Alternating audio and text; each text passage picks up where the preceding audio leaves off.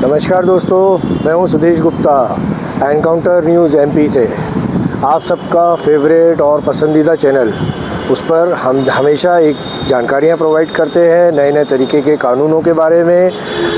अब आज हम लेकर आए हैं आप सबके बीच में जो 1 जुलाई 2024 से भारत सरकार द्वारा नया कानून लागू किया जाना है।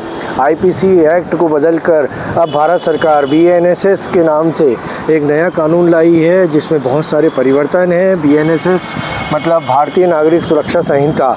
इस भारतीय नागरिक सुरक्षा संहिता के बारे में हम अपने विचार आदरणीय इंदौर के पुलिस कमिश्नर राकेश गुप्ता जी से जानेंगे। इस कानून को अमल लाने के लिए इंदौर पुलिस की क्या तैयारियां हैं, इंदौर पुलिस की तैयारियां किस स्तर पर हैं, क्या वो टेक्निकल हैं, किस ज़मीनी स्तर पर वो कहां खड़े। नए कानूनों को लागू करने के लिए इंदौर पुलिस पूरी तरह तैयार है। 1 जुलाई से हम इन तीनों नए कानूनों में काम करना शुरू कर देंगे। पुलिस में हमारे जितने विवेचक हैं सबकी ट्रेनिंग हमारी हो चुकी है और कुछ कर्मचारी ऐसे बचे भी थे जिनकी ट्रेनिंग होना शेष थी, जो आरक्षक लेवल के थे। उनकी ट्रेनिंग भी लगातार हमारी जारी है।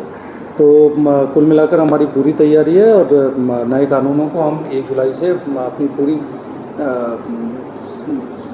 पूरी मेहनत के साथ उनको लागू करेंगे। एक सुनने में आया है कि एक ऐप भी लागू करा जाएगा, ई साक्ष्य करके।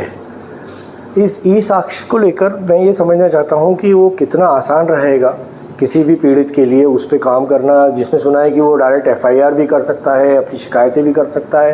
क्या इतनी सब सुविधा प्राप्त होंगी उसको? बिल्कुल, ये ई साक्ष्य ऐप है और जो इलेक्ट्रॉनिक एविडेंस अब हमें गैदर करने हैं उनके लिए ये बड़ा ही महत्वपूर्ण कड़ी है। और सबसे बड़ी बात ये है कि अब ये जो एविडेंस हैं ये प्राइमरी एविडेंस के रूप में कोर्ट में मान्य होंगे। इसीलिए इनकी सैंक्टिटी भी बहुत ऐसी है कि टाइम स्टैंपिंग के साथ ये पूरी साक्ष्य इकट्ठे होंगे और ऑनलाइन इनको सर्वर में रिकॉर्ड भी किया जाएगा। तो कुल मिलाकर एक ऐसी न्याय प्रणाली, ऐसी विवेचना की प्रणाली बनेगी जो पूरे विश्वास की धरातल पर खड़ी होगी। सोचने में ये भी आया सर, इंदौर म्युनिसिपल कॉर्पोरेशन की साइट भी, वेबसाइट भी हैक हुई थी। अगर ये हैक हो जाता है, ई साक्ष्य अगर कोई ऐप हो जाता है, तो हमारे पास में ऐसा क्या साधन संसाधन है जिससे हम आगे अपनी सुरक्षा, मतलब एक पीड़ित या पुलिस दोनों अपने आप को मजबूत समझ सकें कि कोई बात नहीं, अगर ऐप नहीं चल रहा है या कहीं पे नेटवर्क के इश्यूज़ आ रहे हैं तो हम किस तरह से उसको मदद पहुँचा सकते हैं? देखिए, ई साक्ष्य ऐप के अलावा जैसे जैसे अब ये पूरी हमारी कार्यप्रणाली आगे बढ़ेगी तो आप जैसा बता रहे हैं कुछ समस्याएं भी हम लोगों के सामने आएंगी। तो उसमें स्टैंड अलोन के लिए भी व्यवस्था है जिसमें कि सिंक हम बाद में भी कर सकते हैं। तो वो सारी चीज़ें भी उसमें हैं जिनका कि हम लाभ उठा सकेंगे। तो ये भविष्य में जब धीमे धीमे काम आगे बढ़ेगा तो कुछ आपका कहना एकदम सही है, क्योंकि समस्याएं भी इसमें आएंगी, उनका निकाल भी हम लोग नियमानुसार करेंगे। ठीक है सर, थैंक यू।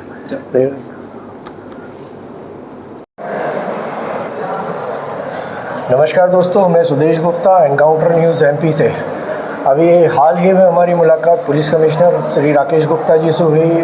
पुलिस कप्तान बहुत ज़्यादा कॉन्फिडेंट हैं। 1 जुलाई से जो नया बीएनएसएस बोले तो भारतीय नागरिक सुरक्षा संहिता लागू होने जा रहा है, आईपीसी को ओवरटेक करने के बाद में। उस नए नियमों के आधार पर उस जो नई संहिता चालू हो रही है उसके लिए पुलिस महकमा कितना तैयार है, इसके बारे में अभी पुलिस ने हमें पूरी जानकारी दी। पुलिस पूरी तरह कॉन्फिडेंस है नई धाराओं को लेकर, नई सुरक्षा को लेकर।